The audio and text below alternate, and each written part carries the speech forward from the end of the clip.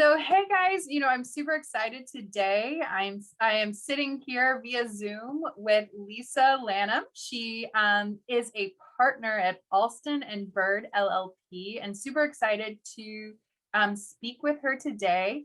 And really want to hear from Lisa and ask her two questions. So, first of all, Lisa, share a little bit about yourself and how you got into the mortgage industry. I'm really excited to be here myself. Thank you so much for taking the time today. I'm a lawyer. I'm a partner in our consumer financial services regulatory practice at Alston. Um, how it is that I got here. I was a transactional lawyer for mortgage deals over at Cadwalader. Um, Worked on those for a bit, and then I had my first baby, and the schedule of a transactional lawyer was just a lot to take on. It was 24 hours a day, 7 days a week. And, not that I don't want to work hard, but it was just, I wanted a different challenge. I wanted a different life. So I wound up finding a position at Dentons. That was my prior law firm.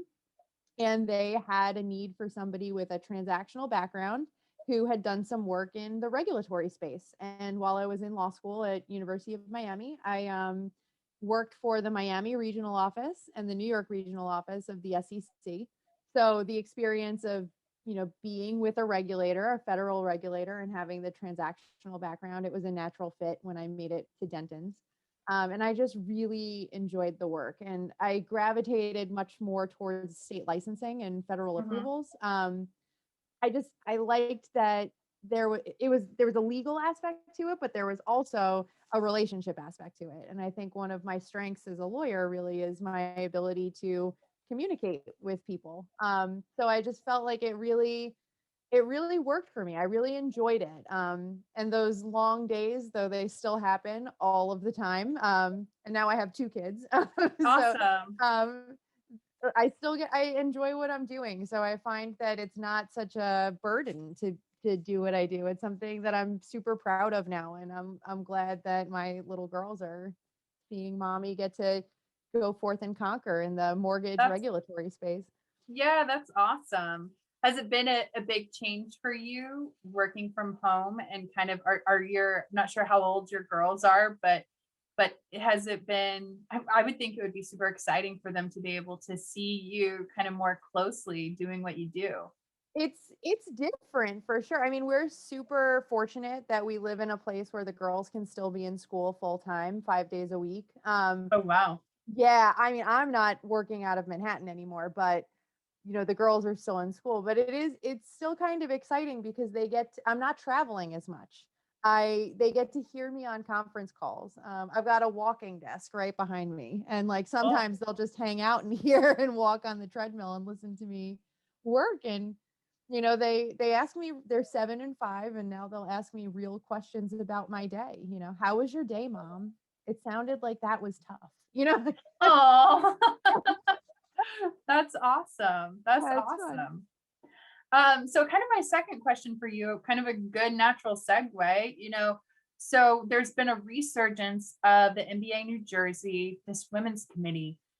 Why did you feel it was important for you to be a part and kind of be one of the founding committee members?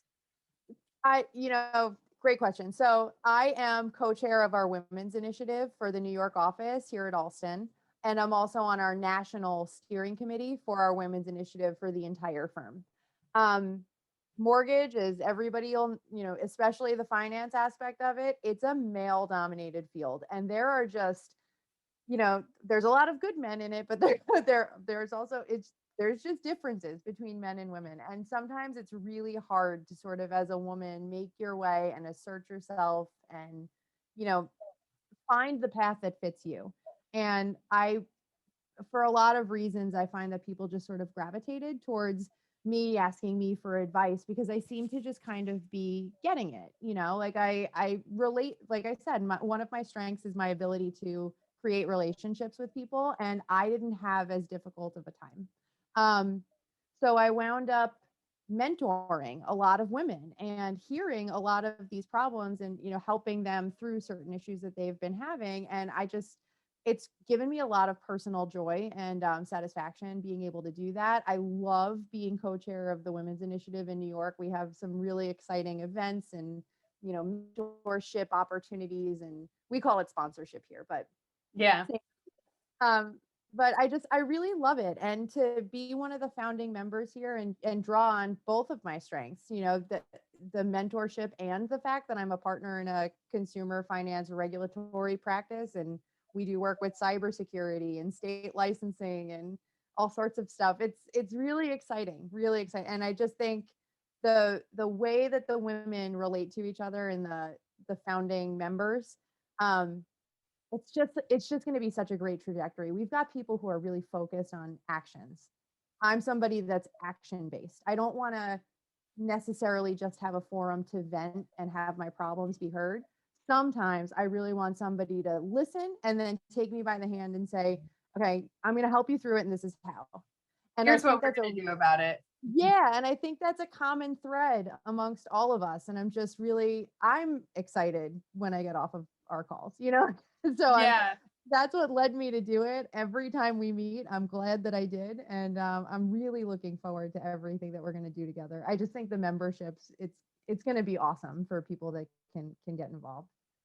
Yeah, I completely agree. I feel like it's been so refreshing to be a part of a group of women who are all like-minded and who are all want to be there to encourage, support one another while also making a lasting impact and lasting change on the industry. So I know I've already benefited from it from the short time that we've been meeting. So I'm looking forward to kind of seeing where it's going to go and where it's going to grow to.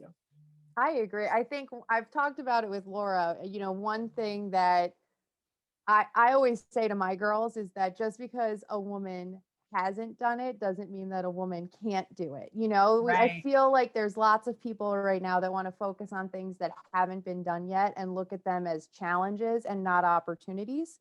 And I just think that the way that we're operating, we're helping you recognize that there's certain obstacles, but they're not insurmountable. Just Right. because somebody hasn't done it before doesn't mean that you can't be the first one, and doesn't mean that you don't have a support network that's going to help you get there.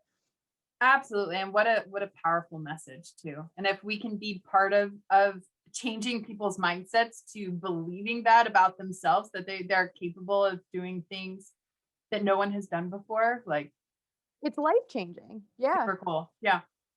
Awesome. Well, it was great to talk with you, Lisa, and super excited to, I think one of the other cool things about the Women's Committee is that I don't know if I would have met you, without being a part of this network. So I love that part too. So love that, I'm getting to meet new people, and can't wait to see kind of what we're going to do together. Same. Awesome. Well, thanks, Lisa. It was great speaking with you today, and onward, right? Great speaking with you too. Absolutely.